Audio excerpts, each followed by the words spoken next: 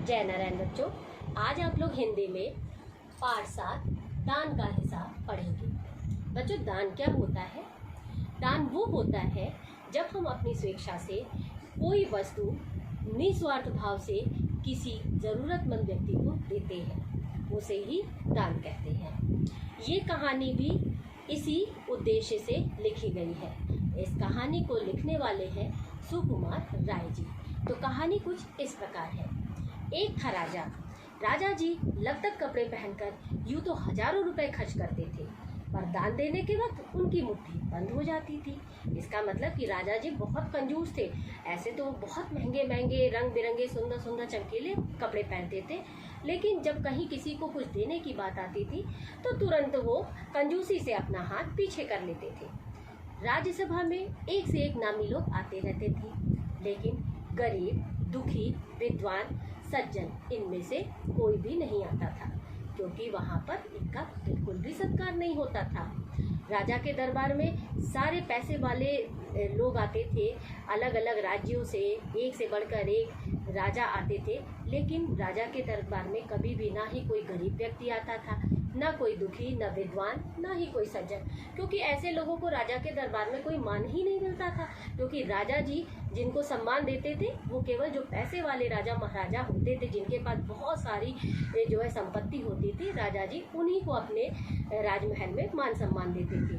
तो गरीब लोगों का उनके महल में आना जाना नहीं था। एक बार उस देश में अकाल पड़ गया। पूर्वी सीमा के लोग भूख प्यास से मरने लगे। राजा के पास खबर आई।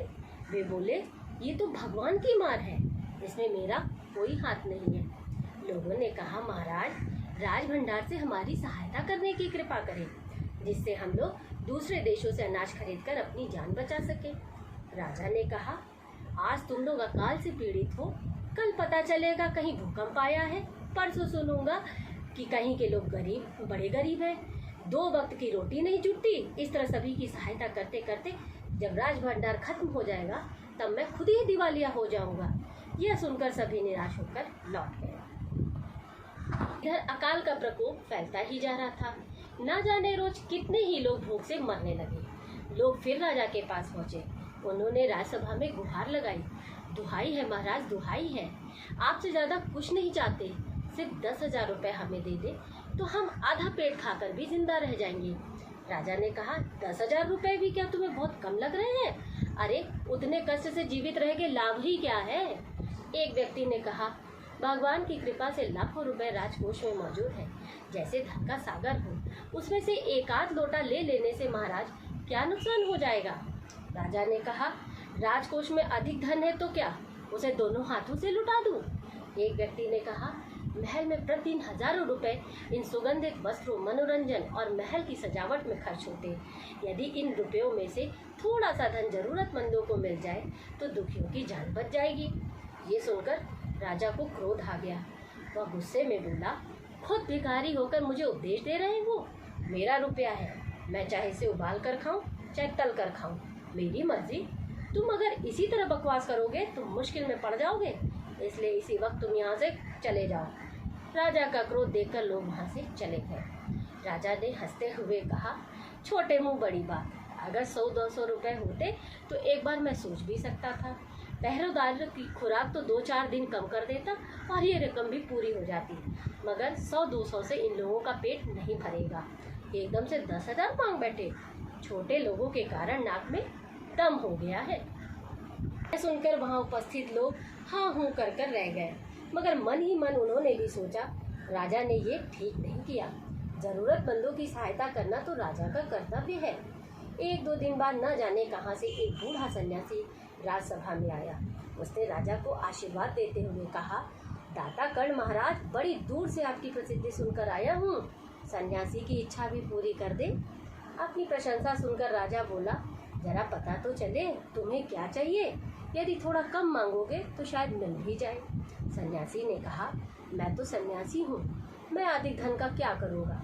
मेरे राजकोष से 20 दिन तक बहुत मामूली भिक्षा प्रतिदिन लेना चाहता हूँ।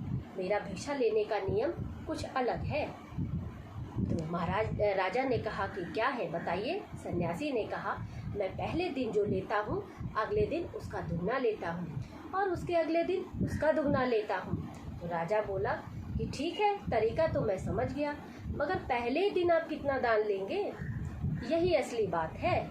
2-4 रुपयों से पेट भर जाए तो अच्छी बात है, मगर एकदम से 20-50 मांगने लगोगे तो 20 दिन में ही काफ़ी बड़ी रकम हो जाएगी। सन्यासी ने हंसते हुए कहा, महाराज मैं लोभी नहीं हूँ, आज मुझे 1 रुपया दे दीजिए, फिर 20 दिन तक दुगने करके देते रहने का हुक्म दे दीजिए मंत्री को। यह सुनकर राजा, मंत्री और दरबारी सभी की जान में जान आई। राजा ने हुक्म दे दिया कि सन्यासी के कहे अनुसार 20 दिन तक राजकोष से उन्हें भिक्षा दी जाती रहे। सन्यासी राजा की जय जयकार करते हुए घर लौट गए। राजा के आदेश के अनुसार राजभंडारी प्रतिदिन हिसाब करके सन्यासी को भिक्षा देने लगा।